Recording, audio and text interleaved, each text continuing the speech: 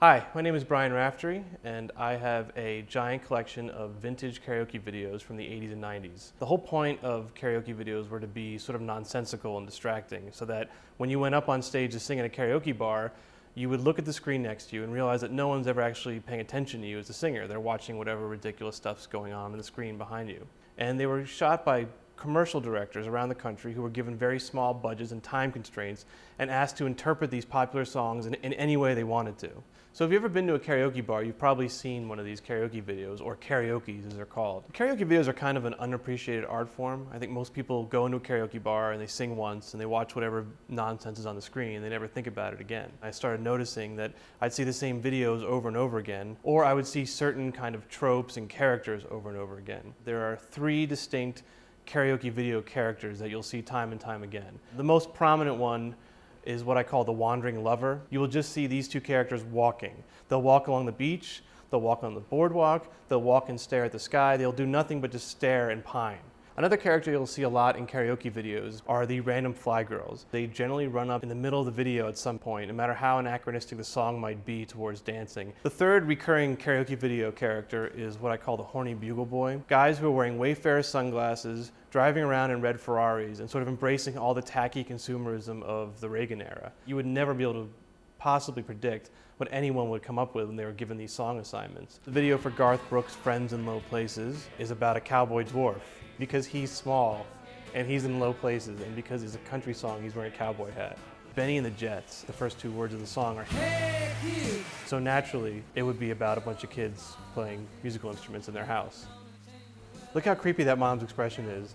That is clearly like some sort of demonoid or lizard adapting a human skin to sort of lure children into God knows what. It's really like if Stephen King made a karaoke video based on it and like a cookie commercial, which he might do at this point in his career, it would probably be like Benny and the Jets. So that's how you wind up with a song like Ebony and Ivory. It's sort of about the song, but it actually is just taking the words of the title and spinning them in some incredibly bizarre way that none of us ever would have imagined.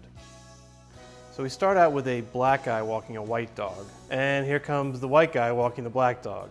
And look, they're all going to the same park. Who would imagine that? And he looks like he probably worked for Jimmy Hoffa at some point, or buried him. And actually, this white guy looks very suspicious right now. What's going on? He's like, what are these dogs doing? Black dogs, white dogs, what's happening here? This dog is having some sort of convulsion. So to summarize, one guy is white, one guy is black, and the dogs are also black and white. And the white guy is now playing with a black dog as well. Boundaries have been broken here. So they start talking, maybe exchanging phone numbers, talking about cameras.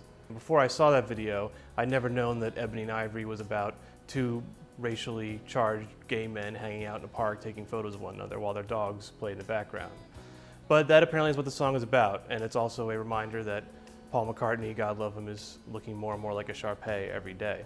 So because karaoke videos were shot mostly in LA and New York, you'll occasionally see a well-known actor or singer or model popping up in the background. Marty McGuire of the Dixie Chicks, who starred in a video for the Doobie Brothers' Black Water. There's also a version of Modern Love that stars one of the guys from the Wonder Years, though I have no idea what his name is, but it's not one of the main guys. So in my karaoke video collection, I have three distinct versions of My Way. The first one is a collection of stock nature footage, which really doesn't make any sense. And to me, it always seemed like a kind of suicide note, because there's all these bridges at the end, and by the end of the song, it's so depressing that you're figuring the only way out is to jump off a bridge into a rock. The second video from My Way is a little more introspective. It follows a surfer type dude as he walks around and drives around what appears to be Australia. And all he does is sort of sit in his car or get out of his car and then run his hands through his hair. And then at the end of the video, he just sort of gets back in his car and drives away. The third and final version of My Way is my favorite. It's centered around a lonely old man at a bar who is sitting and smoking and watching a younger couple dance as the lyrics to My Way come across the screen. Now, a lot of times karaoke videos were made with no input from the original artist and with very limited budgets, which means that you basically had to film the first thing that popped in your head that made some sort of sense. And a lot of times this results in strange, random collections of stock footage or just shots of guys walking along the beach.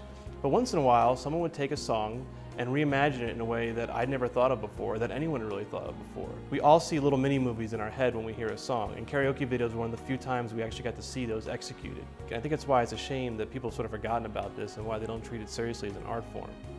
Granted, they shouldn't take it super seriously as an art form, because a lot of these are very ridiculous, and that was the point.